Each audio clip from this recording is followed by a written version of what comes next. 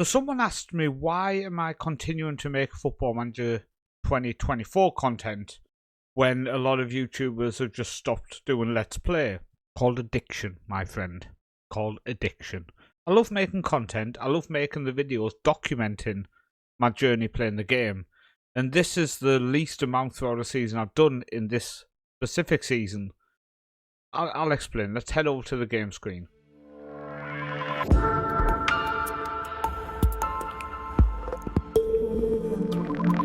So first off, we are back for the end of my first season as Lens Manager. Now the plan was to come back halfway through the season, but unfortunately man flu completely took me down. I've been sick for over a week, and when I'm sick I play Football Manager normally. So instead of come back halfway through the season, I just continue playing through and have managed to get myself through the end of the season just in time to be feeling a bit better and start recording a video. So we're going to recap how things are gone. It's our first season of the club, so it's almost a settling in period. So next season I will try to do 3, maybe 4 episodes for the season, just so there's a bit more recap and you kind of follow the journey a little bit more. So hopefully you do understand. So we're going to look at our B team first off, who did end up winning the fourth tier. And they are one of the few B teams to have won it. Strasbourg's B team won it a couple of times. We won it in 24-25. But our first season as manager, and we did put a bit of focus in our B team in terms of staff. We'll look at that in a bit. But fair play to our B team, picking up the title in the 4th tier. Now, they can't win promotion. Bit annoying. It would be nice to go to the 3rd tier, for example, like in Germany. They can win promotion, but winning this tier does mean that we are looking quite strong. And our under-19s also won the Group A. They haven't actually finished, I've just realised. So we will recap how that went in the next episode as well. Just quick glance back. But we won the league. Top goal scorer with 38 goals was Vertua. He's not that good. He's not that good. We were very short of strikers this season. So at one point, I gave him some game time, and he was a mile off it. 6.47 average. And he was just shocking. And he's 18. So we are going to just let him move on, to be honest with you. Yes, he's dominating at this level, but he didn't step up well. Nicholas Tournier did step up, though, playing 10 games for us this season in the first team. He is available for the under-19s as well. So I've been continuing to let them use him when they need him. But he's been really, really good playing on the wing and striker when needed.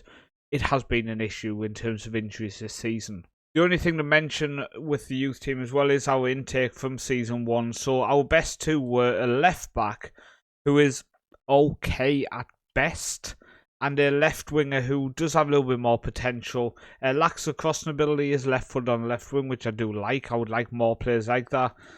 He's okay. I'm going to be interested to see how he develops, shall we say. Let's put it like that. And the rest is nothing really, anything magical. This guy's decent as a keeper and probably will be a very good B team keeper, I think, for the club, and having an academy player doing that is fantastic, but he's not world class. Now welcome to the biggest rotation of players ever, I think. So in terms of after the last episode, then a few changes to look at. So we did end up selling the central defender stroke right back. He went to Shakhtar for rising to 10 million. Depletri went to Osasuna for 9.25 million, age 31. I thought it was a good bit of business. Zitoni, who won runner-up in European Golden Boy. He won that after I agreed to sell him. Has gone for 31 million. It's money that has been pumped back into the club, and over the summer we do have some big players coming in as well, by the way. The other big one to mention is Angelo went out to Lyon on loan. He just wasn't doing well for us. He was a 1 in 3 man this season. In his time at the club, but for us this season, he just was not that good. And he was almost on £100,000 a week, so we have ended up just letting him go. Now in terms of the ins, there's been a lot of ins. Throughout the season. A lot of them are playing our B team, a lot of them are just see how they develop. A couple of them have turned into absolute gems. So first off, Philippe from Sao Paulo comes in. He's been on loan at the 2nd tier to Saint Etienne this season. Fickle personality, but to be honest with you, he was brought in 750k with the sole intention of moving him on once we get a bigger bid. Next player joining us is a Montenegrin international. I couldn't say anything about him, but he came across as a very good buy. We paid 900k for him. He's playing in our B team and doing okay. I do think we might actually probably look at cashing in on him because, like I say, we paid 900k. I think money's there to get our money back on him. Now, in terms of one of the biggest, best signings I think we've made in a long time, from Paraguay, from San Lorenzo, Matias Bogado. Now, he came in as a central defender, but he's only 5'10", and I've been retraining defensive midfield stroke central midfield, and yeah, he definitely will fit there very nicely. We paid $500,000 for him. He's valued up to 20 million. He's been playing in our B team this season, played 27 games for the B team, and I just see a lot of potential, so maybe moving up in our first team next season. The next one from Austria Wien for 12 million.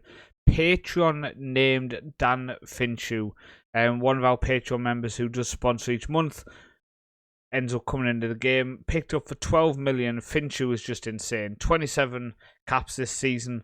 6 goals, 8 assists. He's developing very nicely. Valued up to 35 million now for Finchi. Next one is Durage Asanka de Silva, a Sri Lankan stroke Norwegian from Rosenborg for 725k. He's been playing our B team as well, 23 games this season. He's decent. He is decent and mentally fantastic. I would consider moving up into our first team next season to add some depth there.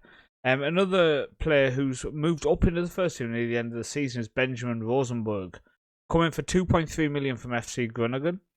Played 2 games for our B team before getting moved up into our first team, and he's just been kind of in and around there. 3 starts, 8 sub appearances in the league. He's decent. Fickle personality, which is a bit of a concern, but in the game, in the match engine, he looks really, really solid. Next one picked up on a free transfer because we had no goalkeepers. Our B team had a massive goalkeeper injury. 2 players out for 3 and 4 months. We brought in Bastian Le Guin to be our B team goalkeeper. The next player comes in from Rennes. 4 million, defensive midfielder, 19 years old, was playing for the under-19s of the French national side. And I think he has a lot of potential. And I think for 4 million for a defensive midfielder who's a French youth international, I think it was money well spent. Playing in our B team. Will stay, I think, in our B team next season and continue to develop. And we'll keep an eye on him. Our next 2, my hands are up. The next 2 are solely because I wanted them at the club. So first off, Stan joins us from Austria Wien for 300k. He has played 1 appearance for the first team, but he's probably going to get dropped down towards our B team next year. Maybe he's still in the first team as an emergency backup. And also Horvath, who has been down in our B team, playing 10 games, scoring 4 goals. 800k we paid for him. They are literally to come and play in our B team, both them players, but I just wanted them to follow us on the journey, to be honest with you. Next one was Takac from Trenton. We had him on loan at Austria Wien. I've had him on loan here now. I just wanted to see if he could step up because he looks like a really good player, attribute-wise. Now, unfortunately, he just never stepped up, so we're not going to end up putting in a bid. And the final 2 players then, from Nice for 5 million, we brought in a new left fullback or left wing back. And we do obviously have the Norwegian who's been doing well for us, but we needed more depth. We needed 2 because rotation's so important. And he's been really, really good. He's still only 18, doesn't turn 19 until halfway through next season as well. So I think attribute-wise, it's only going to get better. Physically fantastic. I think he's a great attacking fullback. And finally, for 4 million from Metz, as an 18-year-old goalkeeper, 6'4". He's actually made 2 appearances in the last 2 games of the season for us. Conceded 5, but he did all right. He's a decent keeper. I think next season I'm going to put him back down in our B team. Give him a year playing week in, week out for our B team. Then we'll see how he does from there. So what I would say is we've made a load of transfers. Way too many in and out. Way too many. Spending 45 million, bringing in 159 million. But going in next season and throughout next season or 2, you will get to know the players. Now, in terms of staff, if we go to transfers. Transfers, transfer history, and we'll go to staff. Now, this is the upsetting one. Kevin De Bruyne has ended up leaving us. But So Damien Duff came in to be our B team assistant manager. He's decent. And was the manager of Crawley and Shelbourne. So he has been a good first team manager, but he's been now our assistant manager in the B team. We brought in De Scuglio, who is an international from Italy, to be a coach for the B team. We brought in a coach from Blackburn, an under-18 coach, to be the under-18 coach at the squad. Kevin De Bruyne was our B team manager, but obviously he ended up going, after winning the title, he's gone to Dunkirk, who are in the second tier, but they have been relegated, so he's going to be in the third tier as a manager. And we brought in this under-19 coach, a South African international.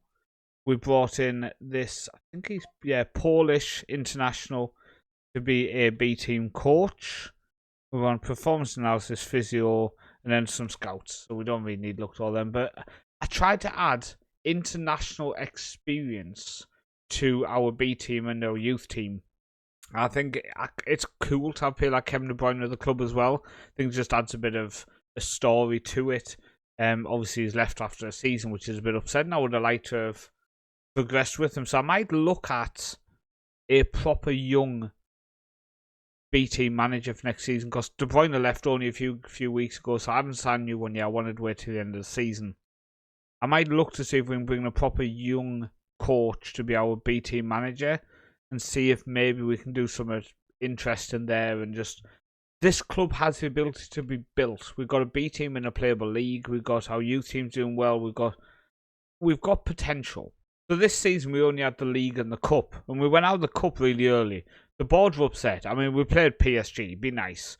So we beat Cannes, we drew 2-2 and then beat 1 penalties. We then beat Saint Etienne 3-2 before losing to PSG in the 11th round, because that makes sense, joining in the 9th. So let's go to League One then. As you can see, we started insane. First defeat was at the end of September to Marseille.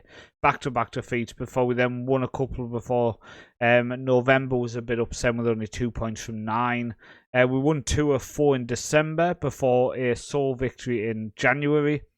3 victories and a defeat in February before we had a really poor March and start to April before ending the season with 3 wins, 3 draws. So it's been very up and down. A good start and a decent end. But just a couple of months where we really struggled. So we ended up finishing in 5th, which I think is decent. Where did they come last season? So last season the club came 12th, winning 10, drawing 9, losing 15. This season we won 17, drew 9, lost 8. Conceded 38 and 60, which is not really good enough. We've done all right. We qualified for the Europa League. I think that's an exciting prospect for us now. 14 points off top. That's maybe something we can look into for next season. How are we compared to everybody else salary per annum? So we're 10th, spending 43.82 million at the minute. Average attendance, possession wise, we are exactly 50%.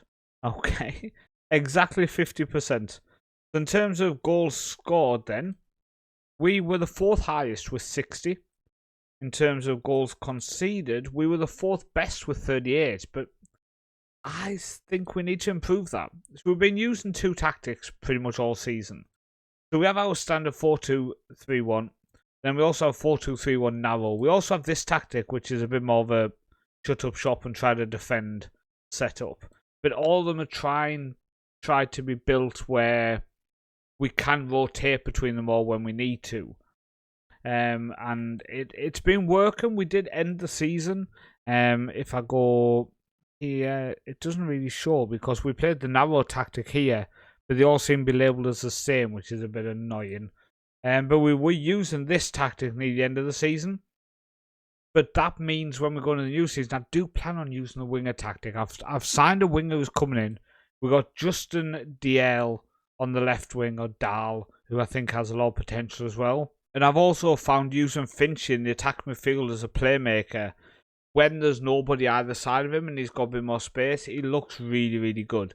So I'm hoping and expecting a little bit of positives there. So in terms of how people did then, our top goal scorers were Nwaneri from the former Arsenal youngster, who's developing well. We paid nothing for him. Could we end up moving him on? I'm not sure. I think I'll try not to. But at the minute, he's one of our highest earners, and he gets a very high appearance fee as well. And, don't know, 10 goals is good, but 5 assists is just not good enough. And Alex also picked up 10 goals. He's been injured all the way through the end of the season. That's why he didn't finish top goal scorer in the end. Because he ended up missing. Well, there, look, he's missed 1, 2, 3, 4, 5, 6, 7. The last 8 games of the season and didn't score for 4 before that. So it was 12 games without, actually, it was even more. 12, 13, 14, 15, 16. It's 17 games since Alex actually scored. Then he had scored 3 in a row before that. But yeah, second half of the season, Alex did really struggle, and I'm a bit concerned. I will tell you, I do have a striker coming in the summer. It's not to replace Alex, more to give him competition. But if Alex does struggle, he might end up being a rotation player, which I don't want him to be. I want him to be our striker throughout this journey. He's only 21, so I do hope he can continue. Justin Dahl with 8, and then Rod also picked up 6 goals in 10 starts, 15 sub appearances. Hasn't played many as striker. You can see here just above my head, 7 games as a striker, scoring 3 goals. I think the worry is I think he got a hat trick, so the other 6 don't count. Finchie also got 6 goals. Svek picked up 5. And then a couple with 2. In terms of assists, then Hequet with 8, our young right fullback who we looked at in the last episode. I think he has a lot of potential. He's still only 19. I would like to see how he's going to develop. Finchie with also 8, Wanveru with 5, Alex with 4, Dahl with 4. Now this one, the issues then. So we have Torsvik. He got 2 assists all season. It's just not good enough. It's just not good enough, and this was one of the reasons why I signed the young the left wing back. The issue is he only got 1 assist in 8 starts, 6 sub appearances. So from left back, we really have struggled with assists this season. Really have struggled with assists. Now, in terms of the squad, there's a couple of people who are going to be leaving us in the summer. So Bernardo Silva is retiring. Thuram is also retiring. Benton Core is going back to Man City. Jonsson's leaving. He's already agreed to transfer. And Romd Hane wants to leave us as well. And also, technically, Lagerbelk also wants to go. Pretty much all of our older players are guaranteed to be leaving us. I don't want to fall down the same hole I've gone down before where I signed too many youngsters. So over the summer, I only want to sign maybe 3 or 4 people. I just want to add depth where we need it. And apart from that, maybe go into our B team and bring up a couple of players. This season, due to my sickness, has made a two episode seasons quite hard to keep up with what's going on. The next episode, we'll be looking at the players and their stats going into the new season. And then hopefully, we'll get to know them a little bit better. One of the other things I wanted to look at was that... board-wise, not showing up. The board rejected the upgrade to our youth facilities. They wouldn't do it. And junior coaching, they also rejected. Okay? Just remember that. They rejected both of them. Okay? Club Vision, they're upset that we didn't develop the best youth system in the country. Maybe let me upgrade it. Just an idea. Just an idea.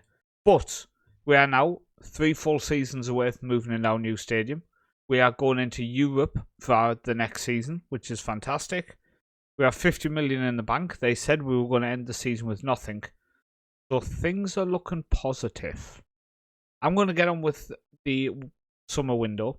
Join me for the next episode where we will be previewing the new season and playing live com of the first game of the season. Thank you for watching. Thank you for your continued support. I will see you in the next episode. Thank you. I'll end.